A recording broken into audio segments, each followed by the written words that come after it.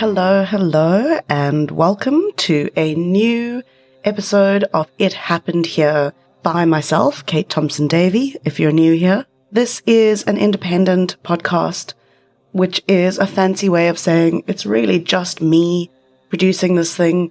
Despite that, I did hit a very cool milestone, I guess, this last week, and I wanted to start with that information. I know we don't like tons of ramble right up front and people just want me to get into the stories, but this one I wanted to acknowledge, and that is that we have just hit 40,000 downloads of It Happened Here, and that's in considerably less than a year. What is it, 9 months, 8 months now? So thank you so much for those of you, well, for anyone listening, I guess. You're part of that 40,000 downloads. I'm kind of overwhelmed. There must be particular thanks, though, to the Patreon crowd. It's a small but growing group of people who have volunteered to support this podcast in monetary terms. So, of course, I'm thankful for all support. If you listen, if you like, if you review, if you share the podcast, if you follow us on social, all of that supports my ability to get the podcast out there and eventually, long-term thinking way down the line, maybe turn this into my primary output as a freelancer. But the patrons have dug into their wallets, and I'm always thrilled and excited and humbled by the fact that people have said, yes, I want to support this little independent project directly. So I want to give thanks to the latest people who've signed up to do that. I'm about a month behind on the thanks, but Cindy Morrick, Caroline Barr, Julia, and Lynn Buck, thank you so much for going to patreon.com and pledging your monthly amounts. Every single bit helps. And since we're talking about supporting the project and allowing me to spend more and more time on it, I wanted to talk a little bit and quickly about advertising.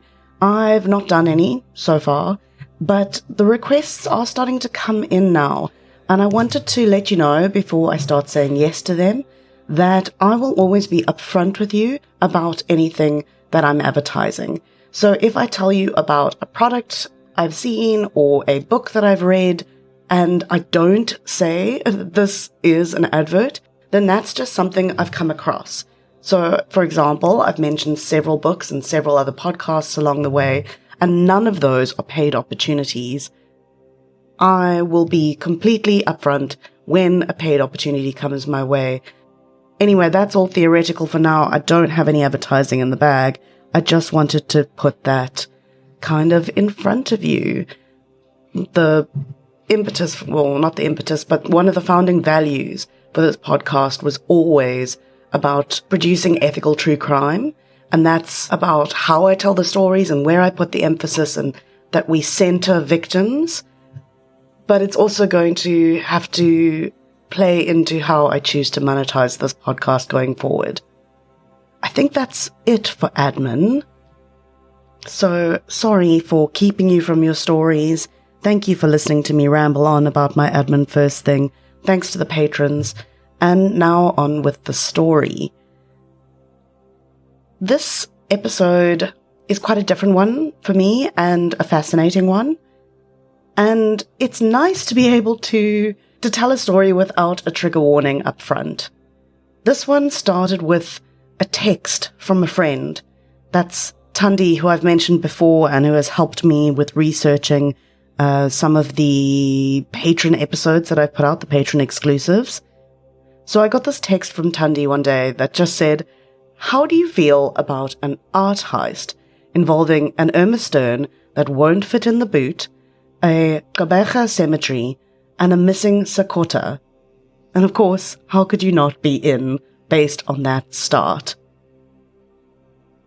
So today we're going to zoom in on the Pretoria Art Museum.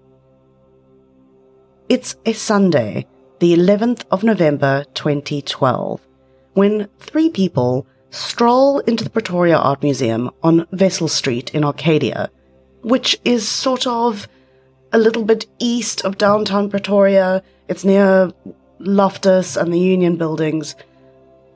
And honestly, Arcadia is a bit of a crappy part of the city. It's not an area I would choose to wander around on my own. But it's an historic part of the city, and this isn't just any gallery. Rather, it's a museum built and run by the city municipality to house a collection of art that technically belongs to the city. It was constructed in the 60s by the then apartheid government and some Friends of the Arts type funders, in what the internet tells me is a modernist style. To my Philistine's eye, it is a low, squat building of concrete and glass that, together with a sculpture garden, takes up about a block of city real estate. It's been upgraded a few times since construction, but as far as I can see, the last major upgrade to the air conditioning, lighting, and, critically, security systems was made in about 1999. The gallery then and today is open from Tuesdays to Sundays and charges a small entrance fee. That fee is about 25 Rand an adult, less for students and pensioners, and in 2012, when our story takes place, it was just 20 Rand that guests had to hand over in order to stroll the halls and peer at some of the country's most historic, beautiful, and valuable artworks. On that Sunday, these 3 particular visitors did just that. They paid and they entered. It was an older man, roughly in his 50s, and 2 younger men, probably in their 20s. Once they'd made their way inside, the older man asked to see the museum's curator. He was, he said, a professor of art, and his companions were students of his. They had a list of very specific artworks that they wanted to see. All of them would be considered masterpieces. So far, so normal, right? Especially for a professor and his students. And the museum was virtually empty. There weren't many guests, and there were just 3 security guards. So the list was pointed out to them. But that's when the guns appeared. At gunpoint, the museum staff were ordered to lie on the floor, while the 3 men posing as academics grabbed 6 paintings right off the walls, snatching up the paintings from the literal who's who of South African art.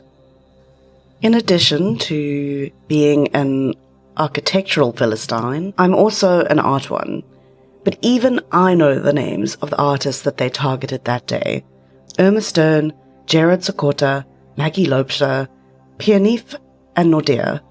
With the guards still cowering on the ground under the threat of being shot, the trio simply walked out of the museum, 6 artworks in hand, and they made their way to a getaway car that had been parked outside, a silver Toyota Avante. Now, I don't want to ever praise criminals, but up until this point it had been a pretty impressive heist. No one had been physically harmed, and the perpetrators walked in and out. But that's when the thieves' luck ran out. Sort of.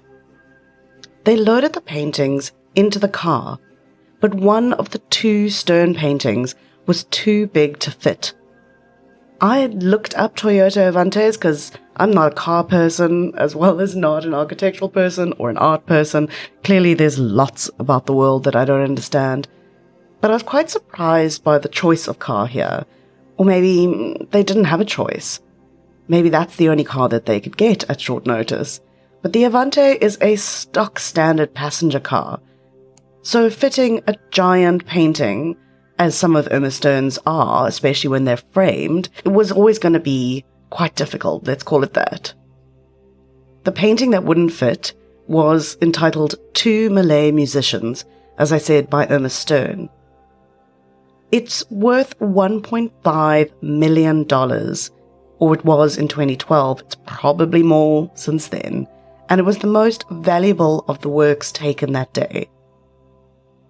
Instead of faffing with it or trying to make a different plan, they chose a clean getaway, and this painting, this $1.5 million painting by Irma Stern, was left on the side of the road in Scaffy, Arcadia, when they drove away, and it was sitting there when the security arrived shortly after.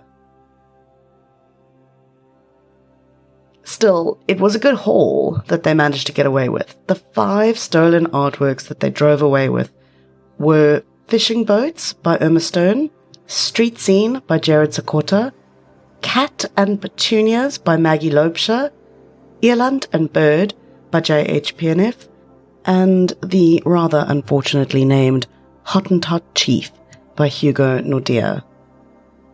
The value of the stolen paintings was put at around 15 to 17 million rand.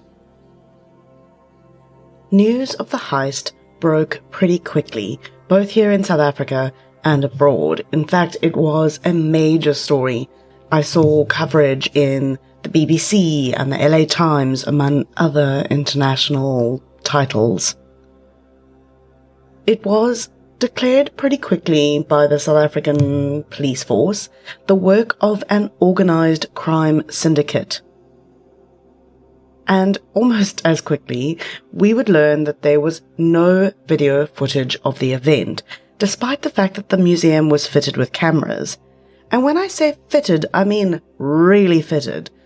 One intrepid journalist from Eyewitness News was standing outside the museum by Monday morning, counting cameras that he could see, just the ones roof-mounted on the museum, and he counted at least a dozen. But apparently, the CCTV system was just coincidentally not working that day. In fact, the cameras had not been working since the Thursday before the incident, which I think we can all agree is a pretty suspicious fact.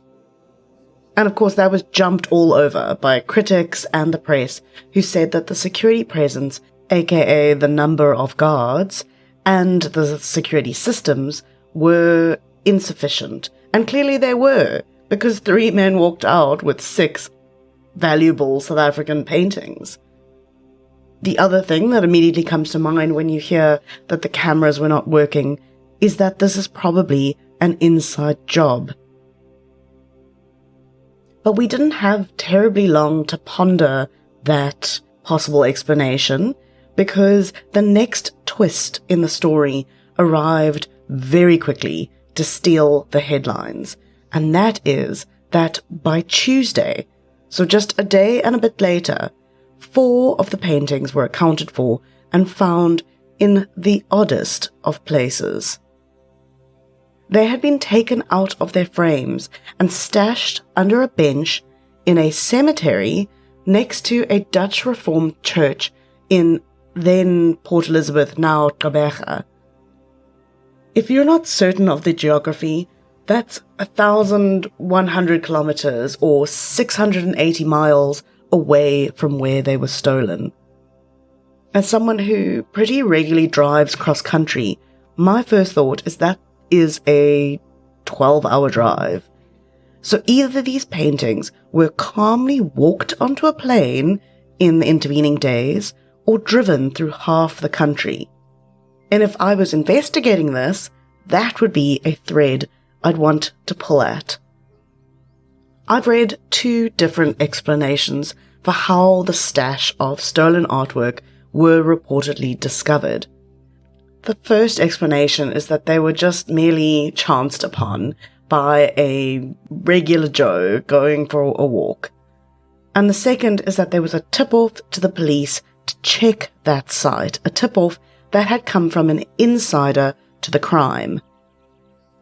Again, the coverage from Eyewitness News, who were all over this story, and the links are in my show notes, that coverage suggests that it was the latter, an insider tip, and that the bench was probably intended as a drop-off point for the next person in the chain to collect the 4 artworks. And there's another reason why I think that that is a solid theory. The paintings were reportedly found at 1:30 a.m. on a Tuesday morning, which seems to me like a pretty odd time for Joe Public to be strolling through a cemetery. If you're keeping the numbers in mind, you'll have spotted something here. The thieves walked out of the museum with 6 paintings. They left one on the sidewalk and got away with 5 of them, and now 4 have been discovered in that cemetery. So what has happened to the missing painting? Street Scene by Gerard Sikota has been described as an iconic painting worth some 7 million rand. And it is still missing today. We've been offered no explanation as to why this one was kept and the others were either discarded or left under that bench. Well, I say no explanation, but that's not true. We have no confirmed explanation. What we do have is a couple of news suggestions.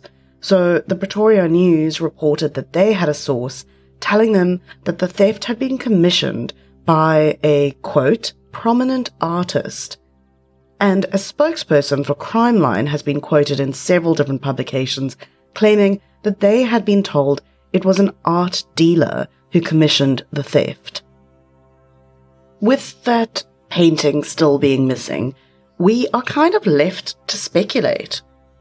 Why would it be taken? And where is it now? Because the thing is, once a famous piece of art like that is stolen, it can't really be sold on the open market again. Everyone knows that it's been stolen. So if you show up at an auction house saying, hey, I have Street Scene by Sikota in my bag, do you want to sell it for me? There's going to be a lot of questions to be answered. And when I realized that, I actually started thinking, what is the value of stolen art? Of course, here I am talking about monetary value. I'm not best placed to say whether a painting on your wall has artistic or sentimental value. That's not what I'm talking about. But if it's stolen and it can't go back onto the legitimate market, how does stolen art retain its value? I took that question to some experts at Stefan Waltz, a well-established and known auction house in South Africa. And this is what they had to say. For the record, can I ask you to introduce yourself with your job title? My name is Leona, and I am the marketing manager for Stefan Waltz & Co. And I'm Alexia, and I'm a fine art specialist in the Joburg office at Stefan Waltz & Co.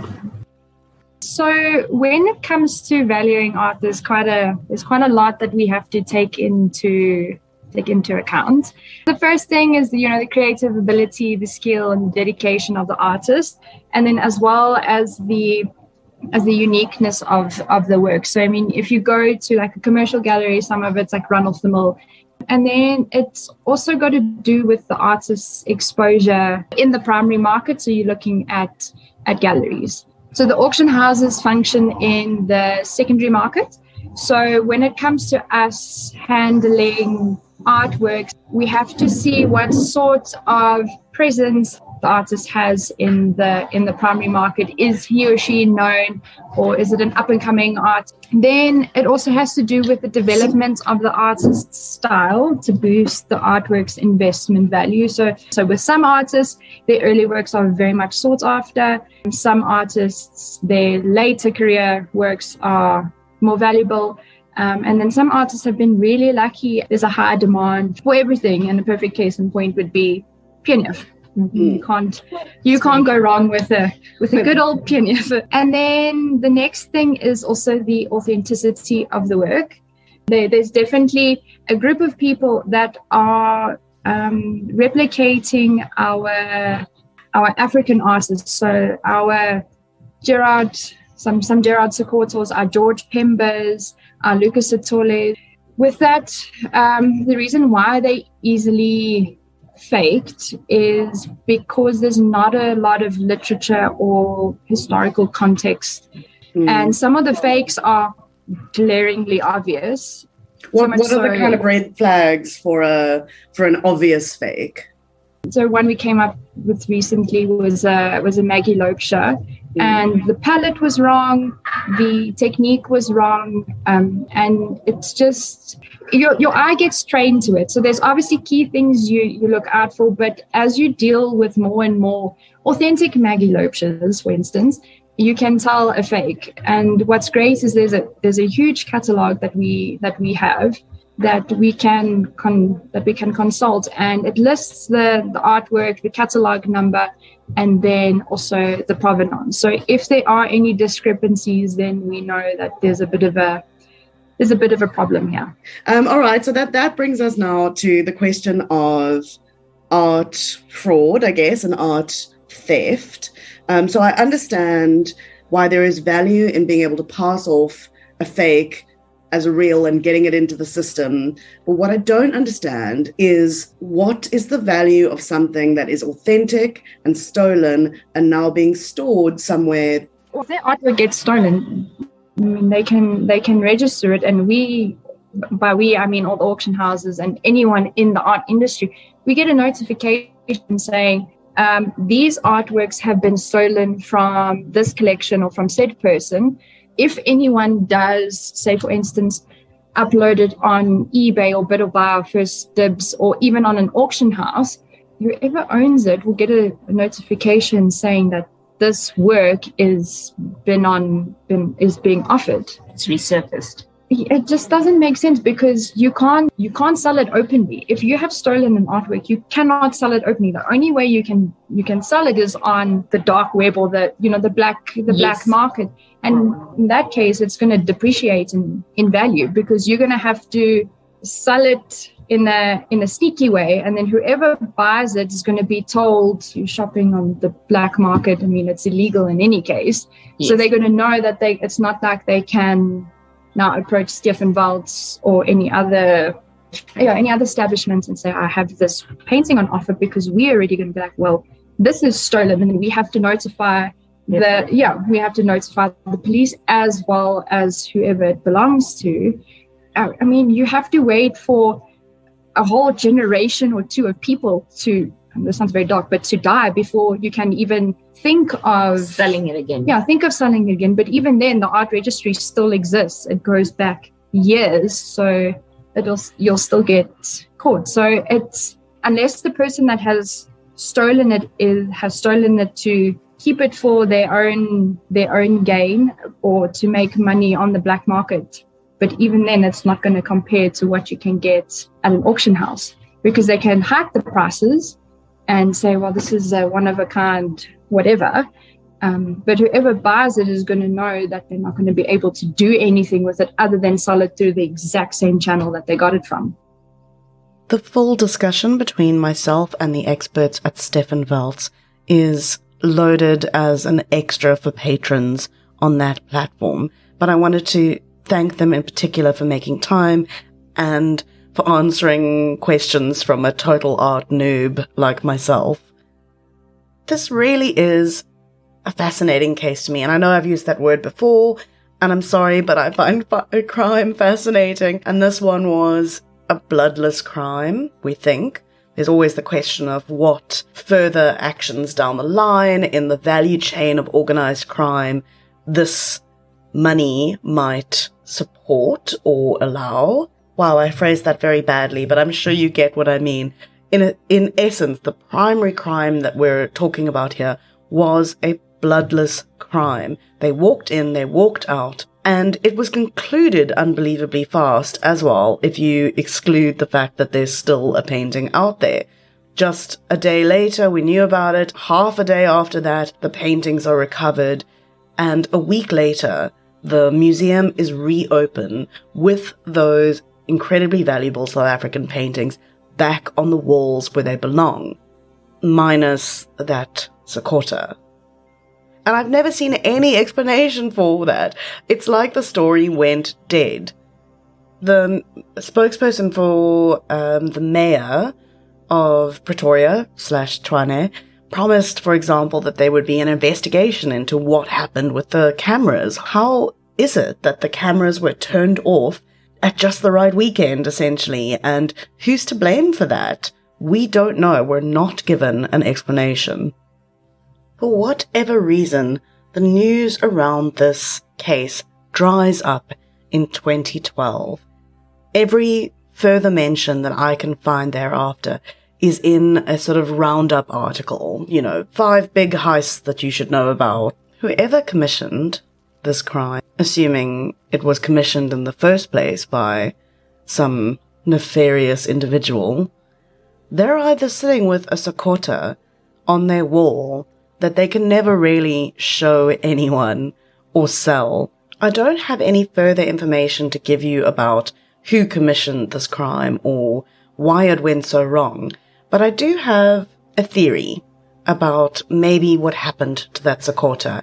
And to be totally clear, this is just speculation. I don't have anything to back this up, but I have wondered, I guess, Occam's razor application, etc., whether the Sakota is actually missing or was potentially destroyed. The reason I say that is because the recovered works were removed from their frame, and I can imagine a situation in which the pressurized art thieves who have just crossed the country for a drop-off of these valuable artworks are trying to get that out of its frame and damage it in some fundamental way. These aren't exactly careful art historians here handling these works.